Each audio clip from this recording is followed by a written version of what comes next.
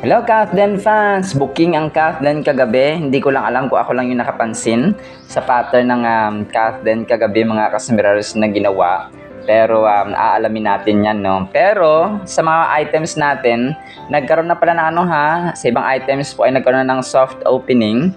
Ang McDonald's ni Alden Richards mga kasambreros, dito ay nag-upload sila ng mga video clips.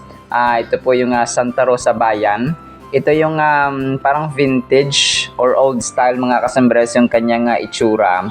Pero yung loob of course at ang dito, yung setup ay pang McDo talaga siya mga kasambres. Ito po ay uploaded ng KitKat Adventure, no? So ang ganda, no? Okay, sige.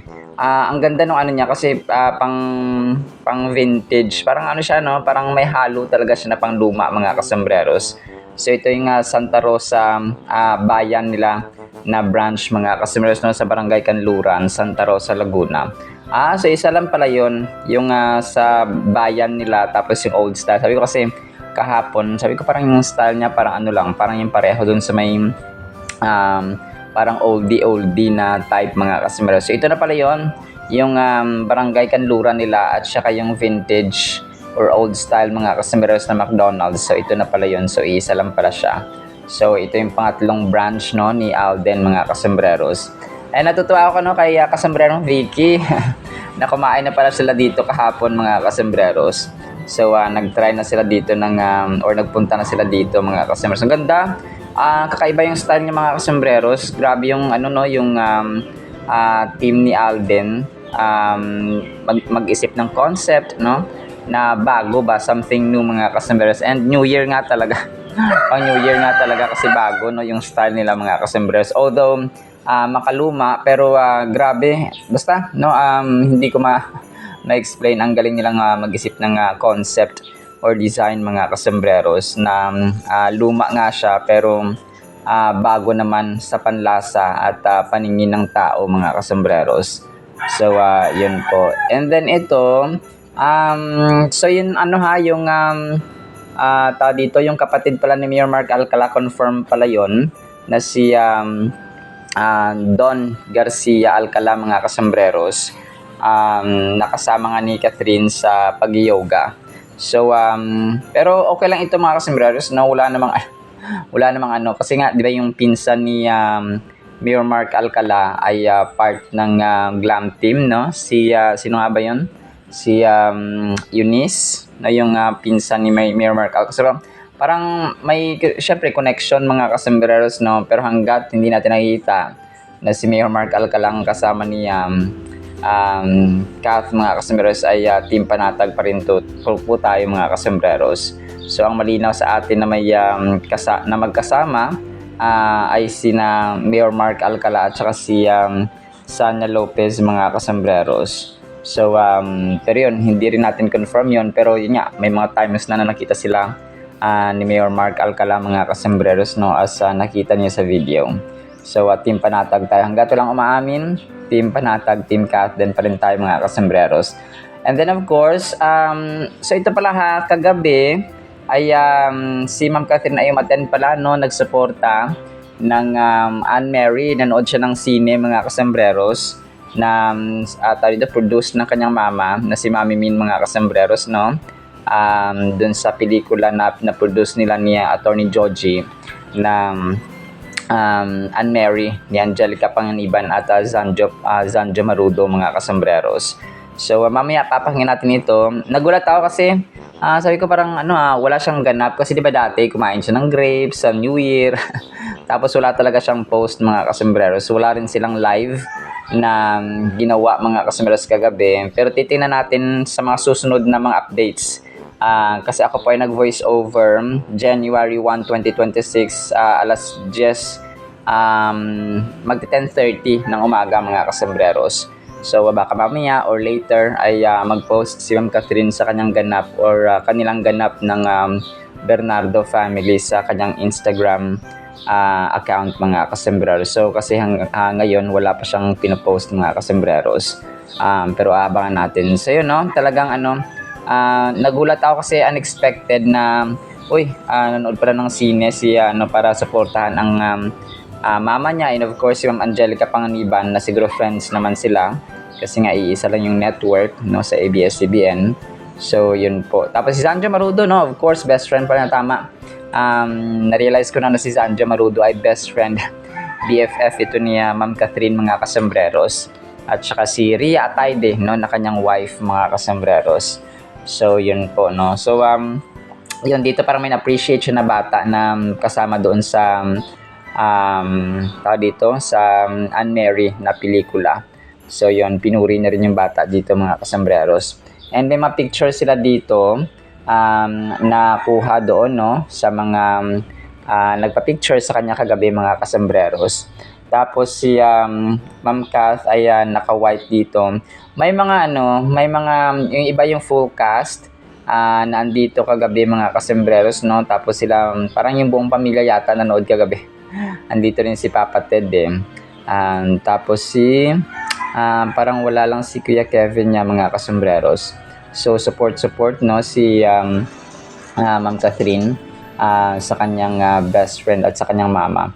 Pero pwede rin sabi ko nga baka nagpa-block screening siya. Tapos si ewan ko lang si Alden, kasi wala si Alden dito eh, no? Kung dito siguro yung nagpa-block screening din yun.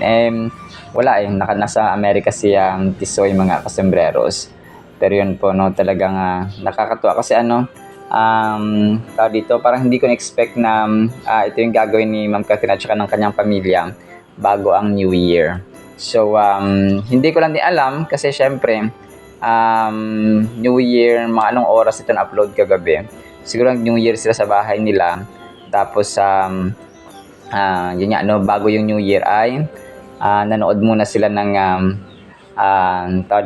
nitong Anne Mary na pelikula ni Angelica Panganiban at Sandra Marudo. So may isa dito, itong si Direk, no, na sikat din, mga kasambreros, no, si Direk Jeffrey Deturian with the country's box office queen Catherine Bernardo. So best director pala ito na nanalo, no, si Direk Jeffrey Deturian or Hiturian, mga kasambreros. So ito pala yung nanalong best director sa Metro Manila Film Festival 2025, mga kasambreros. So isi-search ko rin next time kung magkano na yung income, no, ng Metro Manila Film Festival, mga kasambreros 2025. So may mga pictures dito si Ma'am Kat kasama ang mga ibang cast siguro doon, mga kasambreros. Tapos next item natin, mga kasambreros, ito natutuwa ako dito sa pinost na isang admin kasi yung Kath din parang bumati ng New Year. Tapos yung kanilang mga damit ay iba-iba, no. Tapos may nakatatak or parang may greeting sa kanilang mga damit, mga kasambreros, na welcoming 2026, no, Happy New Year from Kath din. Tapos iba-ibang kulay ng damit, may blue, may pink, no, may silver, may gold, may green, tapos combination ng blue and pink, mga kasambreros.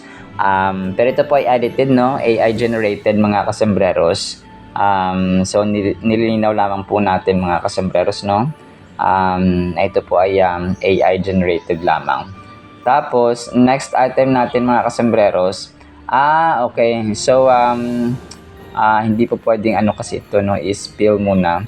Okay, so si ate ni Ma'am Kat, mga kasambreros, no, nag-post din ng kanilang parang kakulitan si Baby Kiona at saka si ate niya mga kasambreros ay parang nakaupo sila sa sa isang kainan na nag-aantay ng order pa yata ito or parang wala na kasing pagkain sa harap nila.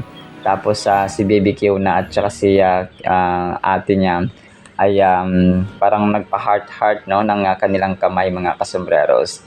Tapos of course ang myriad ni Alden kagabi, post niya sa kanyang Instagram ay bumati rin po, no, ng Happy New Year, no, 2026, Happy New Year.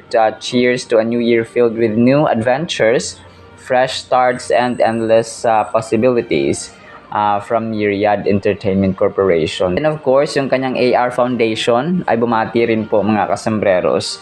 So 2026, Happy New Year. As we approach the new year, we hope that you and your loved ones have a year filled with peace, love, and laughter. Ito po ay galing kay Alden, mga kasombreros. Tapos, yun nga, main item natin. So, main item natin, mga kasombreros, na booking ang Kathleen kagabi. So, yun nga, no, pareho talaga sila. Kung napapansin nyo, syempre ako talaga yung una makakapansin, no? Kasi ako yung nag-check ng kanilang Instagram and so on, mga kasombreros. Wala silang pinost about New Year.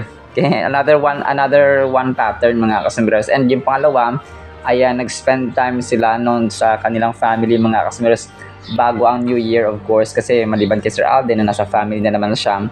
Si Ma'am Catherine, no, with her family, ibang-iba. Kasi di ba last year, kumain si Ma'am Catherine ng grapes, tapos, so yun nga, no, abangan ko pa rin yan kung may i-upload siya mamaya sa kanyang Instagram account, mga kasombreros. Tapos yun, no, talagang yung katahimikan talaga nila, ito talaga yung isa sa nagpapabother, no?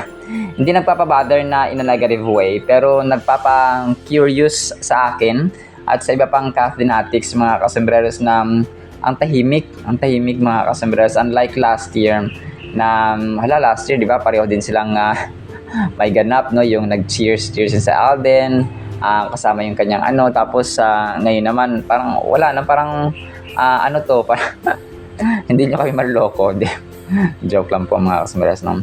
Pero natutuwa lang ako kasi nakita ko yung pattern, no? Team Panatag pa rin tayo. Marami ang mga nag-react, no? Negatively, positively doon kay Mayor Mark Alcala na issue. Nasasabi nila na sister-in-law na daw ni Catherine, si Don, yung nakasama niya sa yoga. Pero wag po tayong kumagapa po tayong panghinaan ng loob, mga kasombreros at mga Kathleenatics. Hanggat walang umaamin, ay wala tayong dapat na i-conclude muna, no, mga kasombreros and mga Kathleenatics. So, ito yung sasabi natin na subukan talaga ng paniniwala at saka subukan ng tiwala at saka subukan ng susuportahan, mga kasos, kung sino ba talaga yung susuportahan natin, sila ba, Mayor Mark Alcala ba, and so on, mga kasombreros. So yun po, no, talagang team solid pa rin tayo, mga kasombreros. Kasi nung last year, diba, kapag kumain ka daw ng grapes ay wala ka pang love life, mga kasombreros. So ibig sabihin ngayon ay may love life na si Ma'am Catherine, mga kasombreros, no? So hindi lang niya sinasabi kung sino, pero sa atin ay alam natin na kung sino yun, mga kasombreros, ha? Si Soiti, mga kasombreros. So team Panatag pa rin tayo, no? Mga kasombreros and mga Kathleenatics. And then ito, last item natin, of course, the last pero hindi ito yung least, mga kasombreros, ang kanyang panalangin. Sabi ni Alden dito, Dear God, as I look back over 2025, my heart is filled with gratitude. Thank you for every moment, both the joyful ones and the challenging ones. Thank you for the lessons that strengthened my faith, the blessings that reminded me of your goodness, and the trials that taught me to trust you more deeply. Thank you for the prayers you answered, the doors you opened, and even the ones you closed for my protection. Tama, no? Thank you for your provision, your guidance, and your presence that never left me, even on the days I felt unsure or tired. Through it all, you were faithful. I praise you for how you carried me, shaped me, and grew me throughout this year. As I move forward, I do so with a thankful heart, confident that the same God would sustain or who sustained me in 2025. So medyo naputo siya, mga kasombreros, no? Pero po siguro the same God na sustain sa kanya 2025 ay the same God na magsusustain sa kanya at sa atin ngayong 2026, mga kasombreros. So yun po siya, no? Talagang ito yung ating inaabangan din, mga kasombreros, sa kanyang mga items, mga kasombreros. Alright, so yun lang sa ating Kathleen items, ha. Team Panatag pa rin tayo. 2025, ngayong 2026, panatag pa rin tayo sa Kathleen, mga kasombreros. So sana po ay pakinggan pa natin ang napakagandang salita po ng Panginoon, and Happy New Year pa rin, no, sa bawat isang Kathleenatic and kasombrero. Oh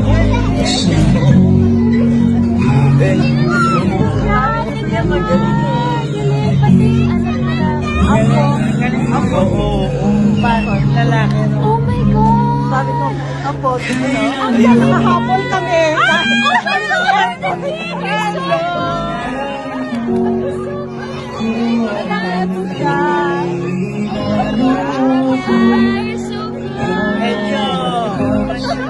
At para po sa ating Word of God ngayong New Year mga kasamberos, hindi po ito bitter ha. Masaya ka pa talaga ha. Yan po kasi ang ating title. Alamin natin kung bakit.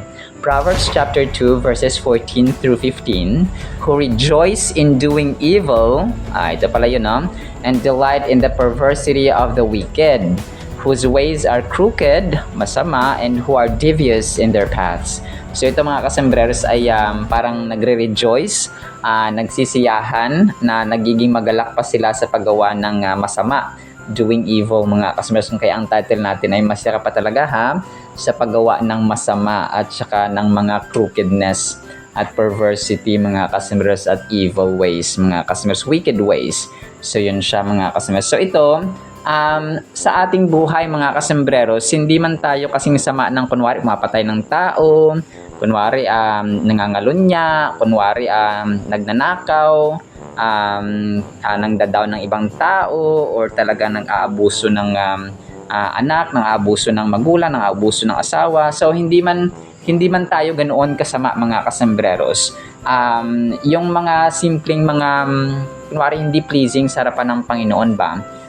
Kunwari yung wala tayong time sa panahon sa pagbibiblia, wala tayong time sa panalangin. So yun yung isa sa mga examples na parang nakakaligtaan ng tao na kasalanan din pala yun mga kasembreros. Wala tayong time sa pagkipag-usap sa Panginoon, no? Through panalangin.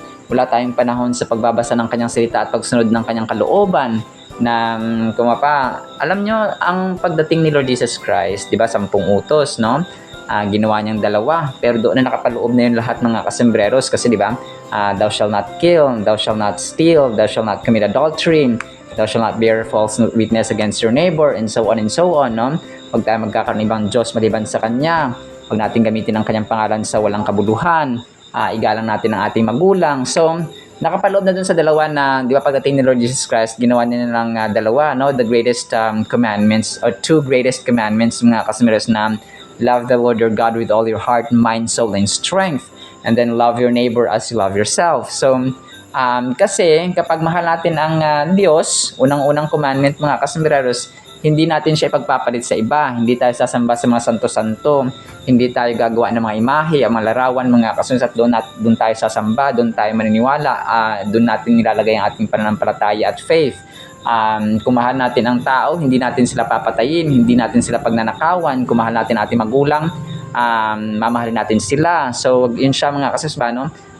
Yung unang commandment at saka 2 commandment, doon na summarize. Kung love ang nangibabaw, at gustong emphasize ni Lord mga kasembreros, or ni Lord Jesus Christ sa 2 utos na yun, na kapag mahal natin, love should be the basis. Love should be the reason bakit tayo hindi gagawa ng masama, no? Kasi yung sa time ni Moises, yung 10 commandments, di ba, talagang batas siya, no? Thou shalt not. Kumbaga pa tunog tigasin na utos, no? Wag ka, no? Wag kang papatay, wag kang mangangalunya, wag mong angkinin ng hindi sa'yo. So gano'n siya. So pero pagdating ni Lord Jesus Christ, because Jesus Christ ay representation ng talagang dakilang pag-ibig na great love ng Panginoon mga kasembreros. John 3:16, for God so loved the world that He gave His only begotten Son, that whoever believes in Him shall not perish but have everlasting life. So gusto niya maging rooted lahat at founded. Kung yung reason mo kung bakit mo inaalagaan at saka sinusunod na magulang mo ay dahil love mo sila. Ano ang reason kung bakit mo sinusunod ng magulang mo? Dahil love mo sila.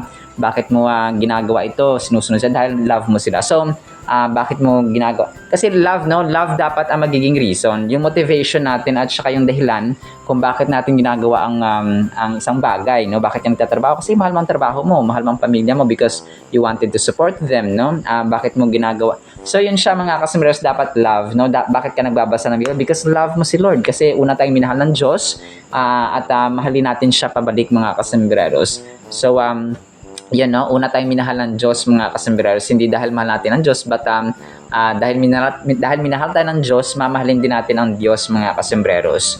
So ganun po siya. So dito, Proverbs chapter 2 verses 14 to 15 ay dapat malaman din natin na hindi lamang yung nabanggit natin ng mga kasamaan talaga na evil ways, crooked ways, or wicked ways mga kasembreros yung ituturing natin na masama. Kaya ituring din natin masama yung wala tayong panahon sa pagbabasa ng Biblia. So New Year na, kailangan dapat tayo ay magbagong buhay na rin. Kung dati wala tayong panahon sa pagbibiblia, dapat ngayon ay meron na tayong panahon. And let's encourage one another, especially sa family natin mga kasembreros.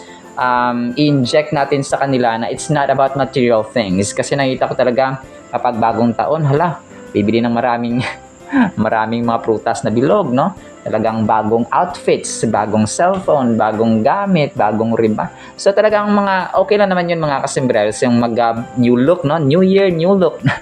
O bago nang may pabangs pang iba, for example, mag-aayos, magpapasalon, magpapa-makeup, no? Lahat na magpapa-riban.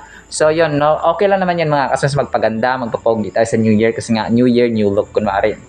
Pero ang pinaka-pleasing sa harapan ng Panginoon, kahit na hindi man tayo nagpa-new look, ay may bagong puso naman tayo, which is obeying God mga kasembreros, spending time with Him sa Kanyang salita at sa panalangin mga kasembreros. And of course, no, kapag nagbasa tayo ng Kanyang salita, ay nandun na yung obedience after na mabasa natin. So it will take time, hindi natin minsan wag natin madaliin mga kasembreros ang proseso na nagbasa ka ngayon, bukas mabuting tao ka na, very kind ka na, very patient, very forgiving, very merciful, very compassionate.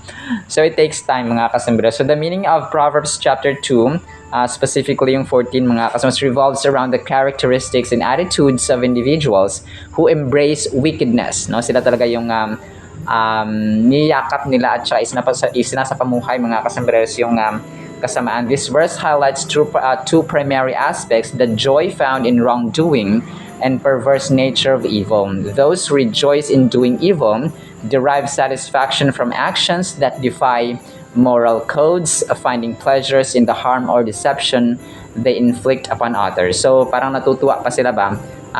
Yung mga taong di ba, may mga ganung tutuksuhin ka, tapos pagtatawanan ka, yung iba naman ibabash ka nila, tapos magtatawanan pa sila, parang they're happy doing abuses and downgrading other people. Gumagawa sila ng masama sa ibang tao, tapos pagtatawanan pa nila, and then parang yun yung kanilang kasiyahan mga kasembreros. So kagaya ng mga bashers talaga natutuwa pa sila mga kasembreros. So huwag po tayong ganun. This revelry in wickedness is not just a causal inclination. It represents a deep-seated condition of the heart that embraces moral corruption. So moral corruption, mga kasus, may it be sa immorality, may it be sa abuse mga kasembreros, may it be sa verbal, physical, kahit mental, no, at saka yung social abuses mga kasembreros. So ngayon talagang usong-uso yung mga words, no, na mga harsh comments mga kasembreros sa social media. The term perverseness suggests a distortion of what is good and just, emphasizing that the action of these individuals are not merely wrong but are fundamentally twisted. This verse serves as a warning, inviting readers to recognize the seductive nature of sin and the potential for heart and mind to be led astray. By understanding this verse, we can cultivate discernment, recognizing that true joy, yung totoong kaligayahan, and fulfillment lie in the pursuit of righteousness rather than the fleeting pleasures of wickedness. So, kung naalala ninyo yung topic natin sa yung totoong pag-ibig, yung 1 Corinthians chapter 13, 4-8, mga kasembreros, na ang tunay na pag-ibig ay hindi po yan nagagalak o natutuwa sa paggawa ng masama, kundi sa katotohanan at saka sa paggawa ng mabuti mga kasembreros. So hindi dapat natin ikinakasiya ang kapighatian, ang failure at saka ang pambabash sa iba mga kasembreros. So ang tawag dun sa English term from German word na Schadenfreude. Kung joyful ka pa at masaya ka sa failure at disappointments ng iba mga kasembreros. So yun po. So hindi po dapat, hindi yun ang pleasing sa harapan ng Panginoon natin mga kasembreros. Moreover, the reflection on this verse encourages us to cultivate a heart that seeks joy in goodness, na yun siya sa kabutihan, rather than in wrongdoing. It serves as a reminder that true happiness is found not in the fleeting pleasures of sin, but in the lasting peace and fulfillment that comes from living in accordance with the divine principles. So yun siya mga kasamaris. Dapat yung kasi ano yun kunwari masaya ka ngayon, tapos nakita mong, sige nababahaan pa yung iba, lalo na yung makurap, no? Siguro ano yung nararamdaman nila kapag nakita na babahaan at saka affected ng flood control issue yung mga tao, no, sa lugar na ito, sa lugar na ganyan. So, tao dito, hindi dapat ganoon mga kasambreros. Dapat ay yung lasting ba, yung nagtatagal na peace mga kasambreros at saka fulfillment na, yun nga, no, sabi dito ay according sa divine principles ng Panginoon sa kanyang salita. In our relationships, our work, and our interactions with others, we are called to reflect the light of wisdom, turning away from the path that leads to destruction. As we navigate life, let us be vigilant against the seductive whispers that encourage us to rejoice in evil. Instead, let us find our delight in the pursuit of truth, love, and justice, echoing the wisdom that Proverbs offers to us today. So yun siya mga kasamaris. So ang bottom line natin, kapag mahal natin ang kapwa natin tao, hindi natin sila gagawa ng masama. Bagkus ay magiging mabuti tayo sa kanila mga kasambreros. Tulungan natin sila. Let's help each other up mga kasambreros, kasi at the end of the day, we're all human beings under the mighty hand and loving hand of God mga kasambreros. Alright, so kung kaya huwag tayo maging masaya sa paggawa ng masama, kundi sa paggawa ng mabuti at punong-puno ng pagmamahal. Alright, so naman sa ating Word of God nawapay pagpalain po tayo ng pag-ibig, pananampalataya, pag-asa at kasiyahan sa paggawa ng mabuti. In the mighty name of Jesus we pray. Amen and amen. See you sa next segment mga kasamaris, and paalam po. I love you.